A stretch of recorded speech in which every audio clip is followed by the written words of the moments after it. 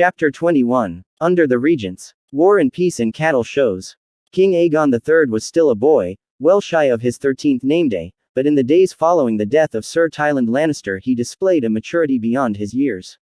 Passing over Sir Marston Waters, second in command of the Kingsguard, His Grace bestowed white cloaks upon Sir Robin Massey and Sir Robert Darklyn and made Massey Lord Commander. With Grand Maester Munkin still down in the city tending to victims of the winter fever, His Grace turned to his predecessor, instructing the former Grand Maester Orwyle to summon Lord Thaddeus Rowan to the city. I would have Lord Rowan as my hand. Sir Tyland thought well enough of him to offer him my sister's hand in marriage, so I know he can be trusted. He wanted Bela back at court as well. Lord Allen shall be my admiral, as his grandsire was. Orwyle, mayhaps hopeful of a royal pardon, hurriedly sent the ravens on their way.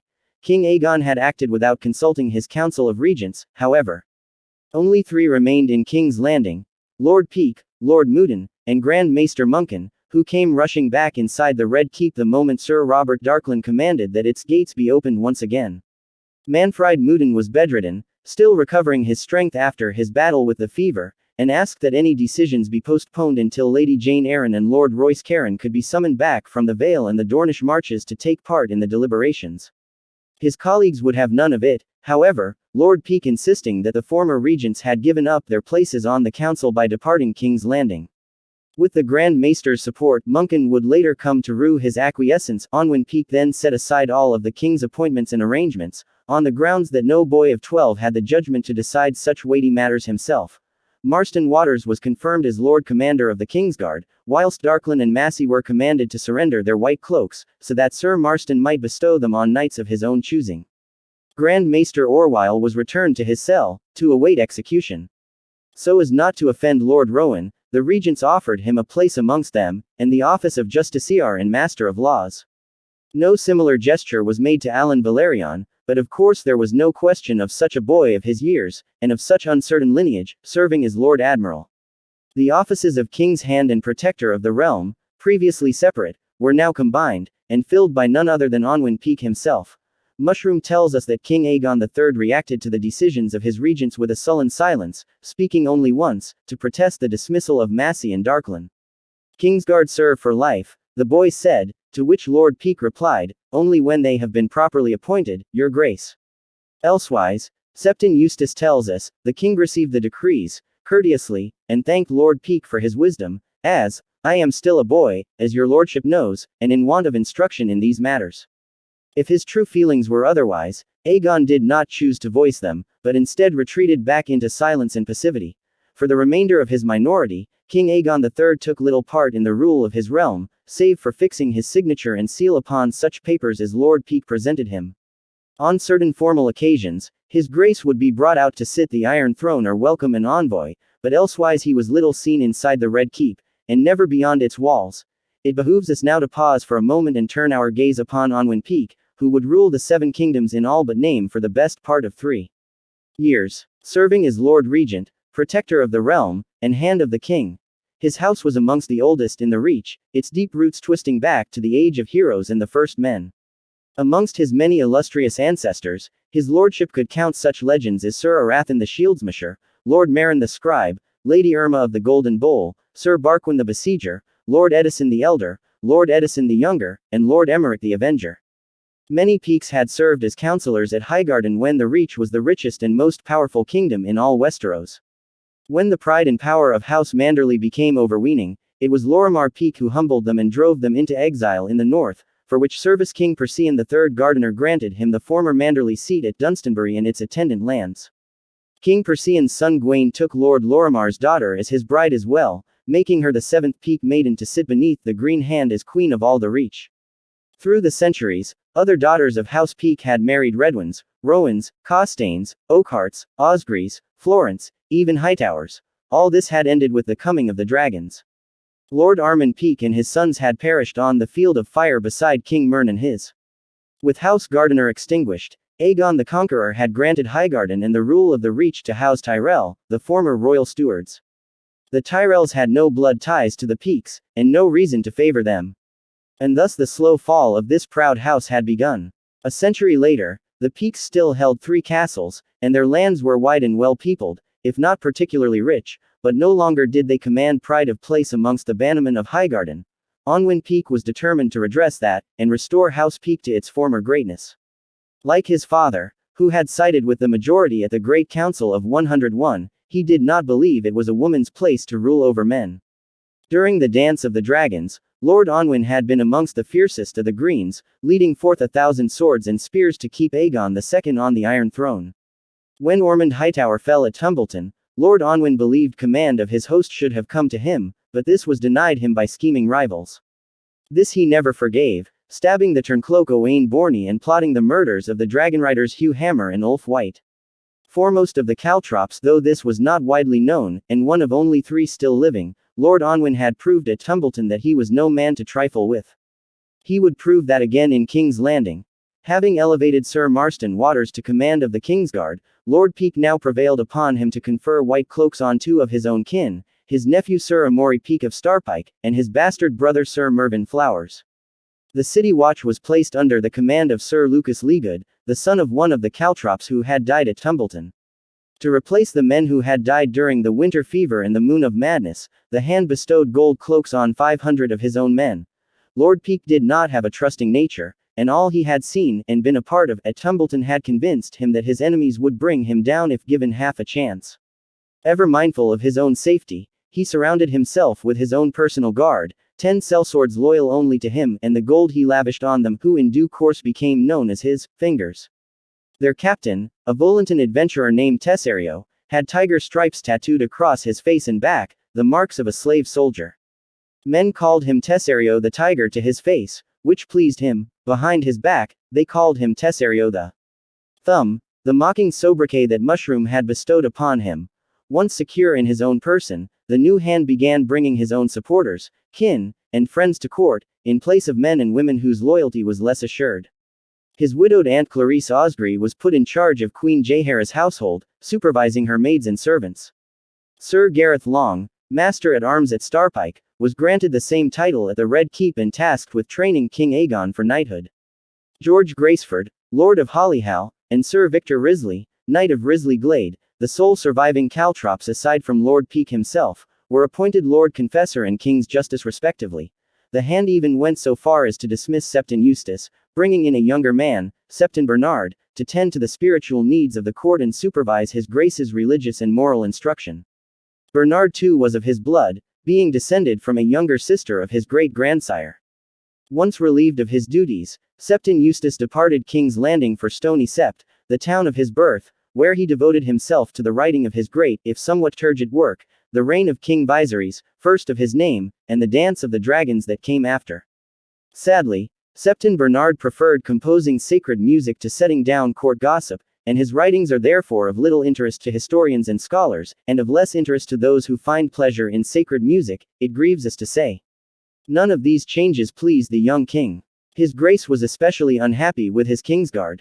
He neither liked nor trusted the 2 new men, and had not forgotten the presence of Sir Marston Waters at his mother's death. King Aegon misliked the Hand's fingers even more, if that is possible, especially their brash and foul-mouthed commander, Tesserio the Thumb. That mislike turned to hatred when the Volantins slew Sir Robin Massey, one of the young knights that Aegon had wished to name to his Kingsguard, in a quarrel over a horse both men wished to buy. The king soon developed a strong antipathy for his new master at arms as well. Sir Gareth Long was a skilled swordsman but a stern taskmaster, renowned at Starpike for his harshness toward the boys he instructed. Those who did not meet his standards were made to go for days without sleep, doused in tubs of iced water, had their heads shaved, and were oft beaten. None of these punishments were available to Sir Gareth in his new position. Though Aegon was a sullen student who displayed little interest in swordplay or the arts of war, his royal person was inviolate. Whenever Sir Gareth spoke to him too loudly or too harshly, the king would simply throw down his sword and shield and walk away. Aegon seemed to have only one companion he cared about. Daemon Palehair, his 6-year-old cupbearer and food taster, not only shared all of the king's meals, but oft accompanied him to the yard, as Sir Gareth did not fail to note. As a bastard born of a whore, Daemon counted for little in the court, so when Sir Gareth asked Lord Peake to make the lad the king's whipping boy, the Hand was pleased to do so. Thereafter any misbehavior, laziness, or truculence on King Aegon's part resulted in punishment for his friend. Geeman's blood and Geeman's tears reached the king as none of Gareth Long's words ever had, and his grace's improvement was soon marked by every man who watched him in the castle yard, but the king's mislike of his teacher only deepened. Tywin Lannister, blind and crippled, had always treated the king with deference, speaking to him gently, seeking to guide rather than command. Onwin Peake made a sterner hand, brusque and hard. He showed little patience with the young monarch, treating him more like a sulky boy than like a king, in Mushroom's words, and making no effort to involve his grace in the day-to-day rule of his kingdom. When Aegon III retreated back into silence, solitude, and a brooding passivity, his hand was pleased to ignore him, save on certain formal occasions when his presence was required. Rightly or wrongly, Sir Tywin Lannister was perceived as having been a weak and ineffectual hand, yet somehow also sinister, scheming, even monstrous. Lord Onwin Peake came to the handship determined to demonstrate his strength and rectitude. This hand is not blind, nor veiled, nor crippled, he announced before king and court. This hand can still wield a sword. And so saying, he drew his longsword from its scabbard and raised it high so all might see it. Whispers flew about the hall. It was no common blade that his lordship held, but one forged of Valyrian steel, orphan maker, last seen in the hands of bold John Roxton as he laid about at hard Hugh Hammer's men in a yard at Tumbleton. The feast day of our Father above is a most propitious day for making judgments, the Septons teach us. In 133 AC, the new hand decreed that it should be a day when those who had previously been judged would at last be punished for their crimes. The city jails were crowded to bursting, and even the deep dungeons below the Red Keep were near full. Lord Onwin emptied them. The prisoners were marched or dragged out to the square before the Red Keep's gates, where thousands of Kingslanders gathered to see them receive their due. With the somber young king and his stern hand looking down from the battlements, the king's justice set to work. As there was too much work for one sword alone, Tesserio the Thumb and his fingers were tasked with aiding him. It would have gone more quickly if the hand had sent to the street of flies for butchers, Mushroom observes, for it was butchers' work they were about, hacking and cleaving. 40 thieves had their hands removed. 8 rapers were gelded, then marched naked to the riverside with their genitals hung about their necks, to be put aboard ships for the wall. A suspected poor fellow who preached that the Seven sent the winter fever to punish House Targaryen for incest had his tongue removed. 2 pox-riddled whores were mutilated in unspeakable ways for passing the pox to dozens of men. 6 servants found guilty of stealing from their masters had their noses slit. A 7th, who cut a hole in a wall to peek upon his master's daughters in their nakedness, had the offending eye plucked out as well. Next came the murderers. 7 were brought forth. 1 an innkeep who had been killing certain of his guests, those he judged would not be missed, and stealing their valuables since the old king's time.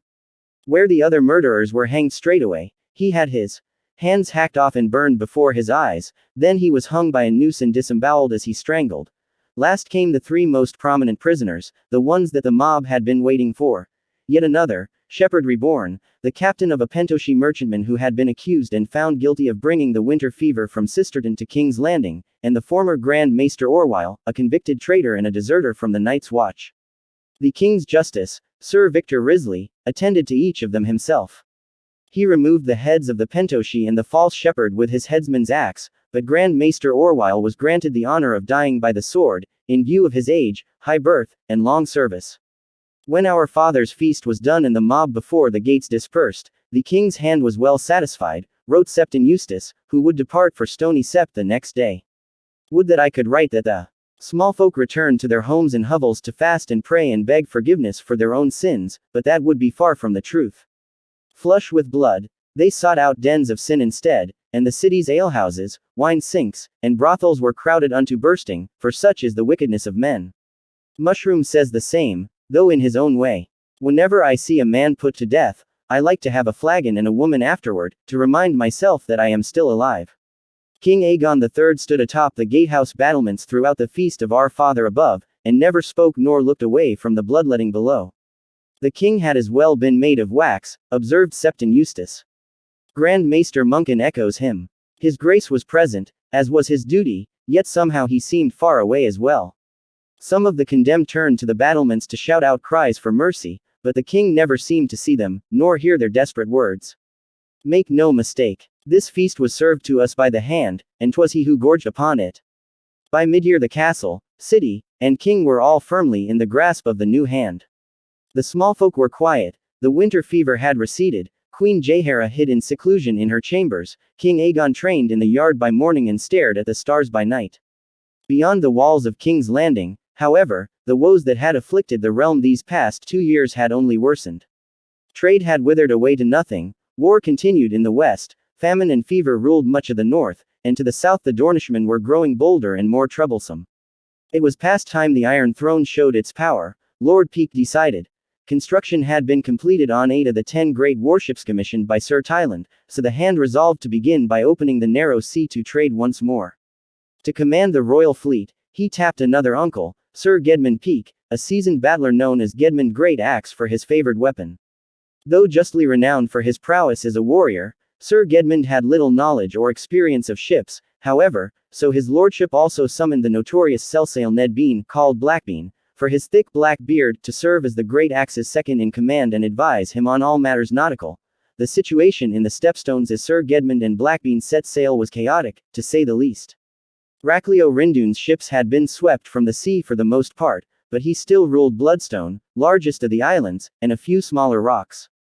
The Tyroshi had been on the point of overwhelming him when Lee and Myr had made peace and launched a joint attack on Tyrosh, forcing the Archon to recall his ships and swords.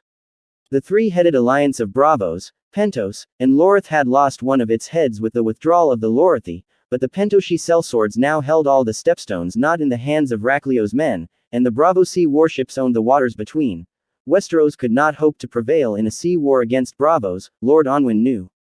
His purpose, he declared, was to put an end to the rogue Racleo Rindune and his piratical kingdom and establish a presence upon Bloodstone, to ensure that never again could the narrow sea be closed. The royal fleet comprised of the 8 new warships and some 20 older cogs and galleys was nowise large enough to accomplish this, so the Hand wrote to Driftmark, instructing the Lord of the Tides to gather your Lord Grandsire's fleets and put them under the command of our good Uncle Gedmund, so that he may open the sea roads once again. This was no more than Alan Valerion had long desired, as the sea snake had before him, though when he read the message the young lord bristled and declared, "They are my fleets now, and Bela's monkey is more suited to command them than Nuncle Gedmund." Even so, he did as he was bid, bringing together 60 war galleys, 30 longships, and more than 100 cogs and great cogs to meet the royal fleet as it swept out from King's Landing. As the great war fleet passed through the gullet, Sir Gedmund sent over Blackbean to Lord Alan's flagship, Queen Rhaenys, with a letter authorizing him to take command of the Valerian squadrons, so that they may benefit from his many years of experience. Lord Alan sent him back. "I would have hanged him," he wrote to Sir Gedmund, "but I am loath to waste good hempen rope on a bean." In winter, strong north winds oft prevail upon the narrow sea, so the fleet made splendid time on its voyage south. Off Tarth, another dozen longships rode out to further swell their ranks, commanded by Lord Brindamere the Evenstar. The tidings that his lordship brought proved less welcome, however. The Sea Lord of Bravos, the Archon of Tyrosh, and Racleo Rindune had made common cause. They would rule the Stepstones jointly, and only such ships as were licensed to trade by Bravos or Tyrosh would be allowed to pass. What of Pentos? Lord Alan wanted to know. Discarded, the Evenstar informed him. A pie split 3 ways offers larger slices than one cut into quarters. Gedmund Great Axe, who had been so seasick during the voyage that the sailors had named him Gedmund Green Sick, decided that the King's Hand should be informed of this new alignment amongst the warring cities.